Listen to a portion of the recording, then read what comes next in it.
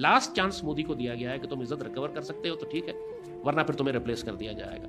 اور اسرائیل نے 1967 میں 4 مسلمان ملکوں پر حملہ کیا تھا اور چاروں کو تباہ کر دیا تھا۔ عراق پر حملہ کیا، مصر پہ حملہ کیا، جارڈن پہ حملہ کیا اور شام پر حملہ کیا۔ اور آپ کو پتا ہے کس وقت کیا؟ اس وقت کیا جب سارے مسلمان صبح عید کی نماز پڑھ رہے تھے، کیونکہ عید کے دن سارے ایک پارٹی موڈ میں ہوتے ہیں، چھٹیوں پہ گئے ہوئے ہوتے ہیں، خود مسلح افواج کے لوگ جو critical infrastructure bare minimum skeleton staff چھوڑ دیا جاتا ہے، باقی سارے لوگ چھٹیوں پہ گھر چلے جاتے ہیں۔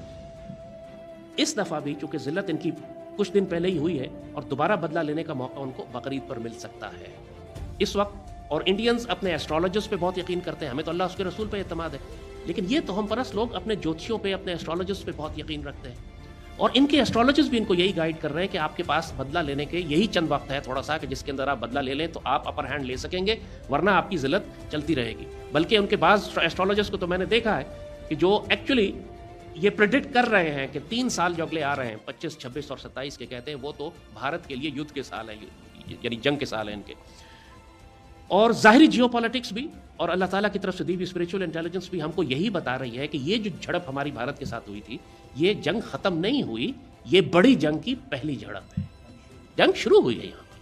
اور اس کے بعد ایک سیریز آف جھڑپیں ہوں گی جو ہوتی چلی جائیں گی، اور ہر جھڑپ پچھلی والی کے مقابلے میں زیادہ وسیع، زیادہ خوریز ہوگی۔ تو یہ جو اب کی دفعہ یہ آئیں گے، پچھلی دفعہ یہ گراؤنڈ فورسز لے کر نہیں آئے تھے، پچھلی دفعہ انہوں نے نیوی ڈپلوائے نہیں کی تھی، اس دفعہ ڈیفینیٹلی یہ گراؤنڈ فورسز ڈپلوائے کریں گے، اس دفعہ ڈیفینیٹلی یہ اپنی اسٹریٹجی چینج کریں گے، کہ پچھلی مرتبہ اوور کانفیڈنس میں یہ بہت بری طرح مارے گا، یہ سمجھ رہے تھے کہ پاکستان کو اوور ویلم کر لیں گے۔ ہم نے اللہ کے فضل سے وہ پہلی دفعہ ایسی اسٹریٹجی ڈپلوائے کی جو خود ہمارے دشمنوں نے پہلے نہیں دیکھی تھی۔ ہم نے لانگ رینج BVRs کے ذریعے، بیونڈ ویژول رینج میسائلز کے ذریعے ان کو مارا۔ ہم نے پہلی دفعہ اپنی تاریخ میں بیٹل فیلڈ آپریشنز کے لیے ہتف 1 اور ہتف 2 ہم نے نکالے، F1 F2 جو ہم نے نکالے۔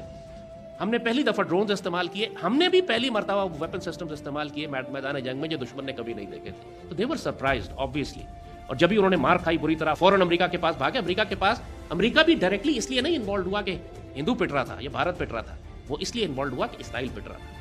وہ ساری کی ساری اسرائیل کے جو انوالومنٹ تھی، وہ خود بھی somebody told me کہ ٹرمپ کو بھی معلوم نہیں تھا یہ کہ یہ آپریشن اسرائیل اور انڈیا مل کر رہے ہیں۔ اس رات اس کو پتا چلا کہ جب یہ ذلیل ہونا شروع ہوا کہ ایکچولی اسرائیل اس میں شامل تھا، that's why he got involved so fast, ورنہ ٹرمپ اتنی جلدی انوالو ہونے والا نہیں تھا اس میں۔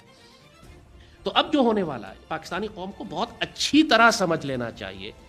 کہ اب کی دفعہ آپ کو اپنے شہروں سے، اپنی آبادی کے والے علاقوں میں سے، اپنے اربن ایریاز میں یہ جنگ دیکھنی پڑے گی